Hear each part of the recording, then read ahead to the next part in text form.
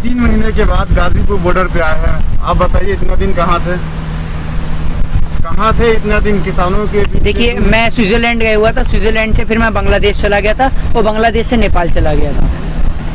लेकिन नहीं, ये जवाब तो नहीं हुआ ना। मैं पूछ रहा हूँ कि 3 महीना से आप किसान क्यों देश में प्रधानमंत्री जी झूठ बोल सकते हैं, हम झूठ नहीं बोल सकते? झूठ बोलने का अधिकार भी मोदी जी को है, हम झूठ भी नहीं बोल सकते क्या? अब ये बताइए, ये सारा झूठ मोदी जी बोल लेंगे अकेले, हम झूठ भी नहीं बोल सकते। इसका मतलब है कोई गलती करेगा तो आप भी गलती करेंगे? नहीं, मैंने तो गलती कौन सी कर दी इसमें? गलती तो मोदी जी कर रहे हैं। झूठ बोला ना, तो हाँ, कि प्रधानमंत्री झूठ बोलेंगे तो क्या मैं हाँ, बोलूं? तो आप बताइए ना, क्या मोदी जी का कॉपीराइट थोड़ी है झूठ के ऊपर? हमने बोल दिया तो कौन सी आफत आ गई? कोई आफत आ गई? इसका मतलब है अरे भैया, 3 महीने से सुनिए, 3 महीने से हम बंगाल में थे और वहाँ से मोदी सरकार का सुपड़ा साफ करके आए। आपने देखा कि वहाँ पर जो ये सोनार बंगला बनाने की बात कर रहे थे, जो वहाँ पर बात कर रहे थे 200 प्लस सीट की, 100 क्रॉस नहीं कर पाए ये। तो वहाँ पर इनको कड़ा तमाचा पड़ा है, इन्हों को हार का सामना करना पड़ा है और देश का किसान अब तैयार है पूर्ण रूप से उत्तर प्रदेश की ओर कूच करने के लिए। और देश के किसान ने ठान लिया है कि उत्तर प्रदेश के अंदर भारतीय जनता पार्टी का सुपड़ा साफ होगा और 22 में योगी आदित्यनाथ जाएगा और 24 में देश के प्रधानमंत्री जी जाएंगे और जिसके बाद बिल अपने आप वापस हो जाएगा। तो क्या ये मान लिया जाए से जिस तरह से पश्चिम बंगाल में ममता बनर्जी की जीत हुई, ममता बनर्जी मुख्यमंत्री बन गए, तो किसानों की जीत हो गई? देखिए, पहली बात तो मैं आपको बता दूं कि ये नेता नहीं है, ये इस देश का किसान है।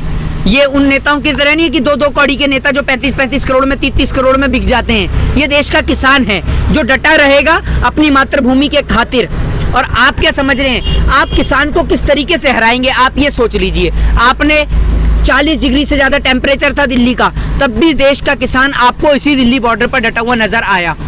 जब इस देश के अंदर ठंड हुई तब भी देश का किसान इन्हीं बॉर्डर पर नजर आया। जब बारिश हुई तब भी देश का किसान इसी बॉर्डर पर नजर आया। देश का किसान तब तक इस बॉर्डर पर डटा रहेगा जब तक देश के किसान का बिल वापसी नहीं होगा। किसान डटा हुआ है, सर्दी भी गुजार दी, गर्मी भी गुजार रहे हैं, कड़कती धूप चल रही इस वक्त तड़पी हुई, लेकिन सॉल्यूशन अभी निकल नहीं रहा है। 6 महीने से प्लस हो गए, तो सॉल्यूशन कैसे निकलेगा? सॉल्यूशन तो देश के किसान ने निकाल दिया है।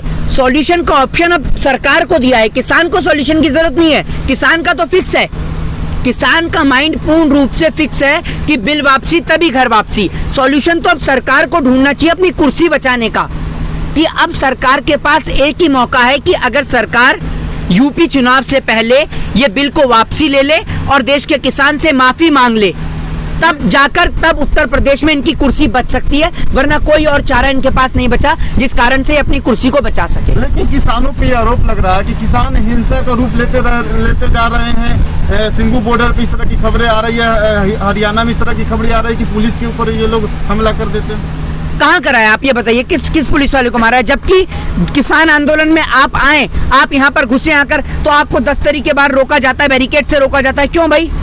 जबकि सबको पता है 6 महीने से देश का किसान बॉर्डरों पर डटा हुआ है। यहाँ किसी को रोकने का कोई मतलब नहीं।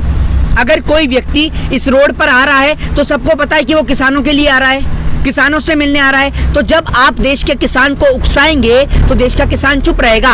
और आपने कहा कि वहाँ पुलिस वालों को मारा जा रहा है, आप जैसे पत्रकार ये सवाल नहीं पूछते कि आज जम्मू कश्मीर के अंदर जो हमारे देश के जवान और जो पुलिसकर्मी शहीद हुए हैं, उनका बीड़ा कौन उठाएगा?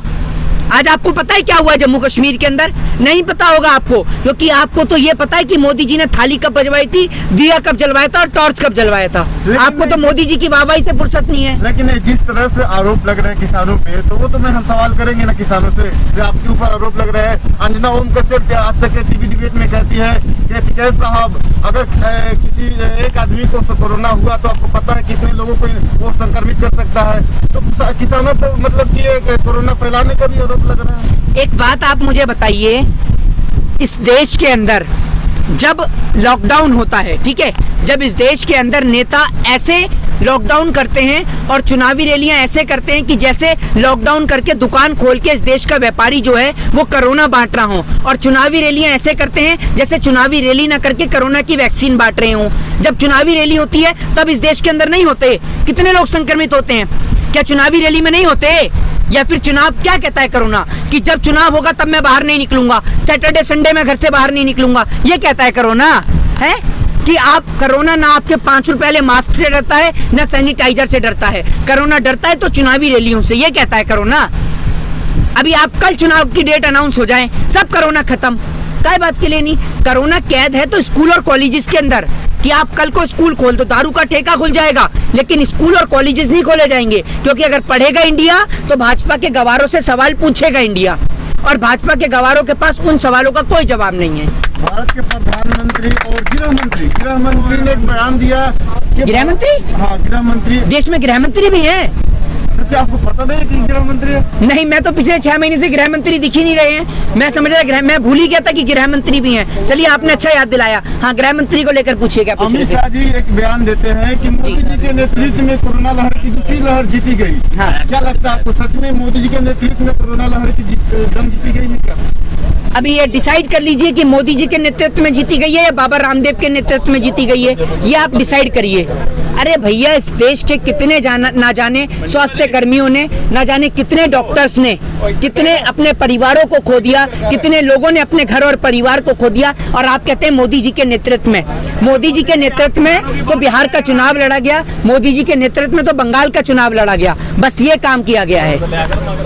भारत के प्रधानमंत्री देश को संबोधित करते हुए कहते हैं कि फ्री में वैक्सीन दिया जाएगा। वही दूसरी तरफ देखिए तो जब लोग मर रहे थे तो उस वक्त सारे मंत्रिमंडल उनके चुपचाप थे, न प्रधानमंत्री न गृह मंत्री कोई नहीं बोल रहे थे। तो क्या लगता है अब लोगों तक वैक्सीन फ्री में पहुंचेगा? देखिए, ये जो देश का किसान बैठा हुआ आपको आज नजर आ रहा है ना, ये देश का किसान कोरोना के दौरान यहाँ किसान आंदोलन पे नहीं बैठा था, ये उन तमाम जगहों पर गया जहाँ पर इस देश के अंदर लोगों को कमी थी ऑक्सीजन की, वेंटिलेटर की, बेड्स की, मेडिसिन की। इस देश के किसान ने, आज आप इसको आतंकवादी बता रहे हैं, और यही किसान जब इंसानियत और मानवता के नाते आगे आकर एक इंसान की जान बचाता है, तब आप इसको कहते हैं कि भगवान है? आपको शर्म नहीं आती? आप इस देश के किसान को आतंकवादी, टेररिस्ट बता रहे हैं। मोदी जी से ज्यादा अगर कोरोना की कहर में काम करा है तो इस देश के किसान ने करा है, और मोदी जी को देश के किसान से माफी मांगनी चाहिए, और देश के किसान से कहना चाहिए कि हमने जो आपको आतंकवादी कहा, ये हमारी गलती थी, ये हमारी गलतफहमी थी, और देश के किसान से माफी मांगनी चाहिए। अगर अभी भी इन्हें शर्म है तो देश के किसान से माफी मांगे और बिल को वापसी ले। भारत के प्रधानमंत्री ये भी बयान देते हैं कि 80 करोड़ जनता को फ्री में राशन देंगे। क्या लगता है? जैसे 15-15 लाख आपने दे दिए ना, है ना, वैसे आप 80 करोड़ लोगों को फ्री में राशन भी दे देंगे।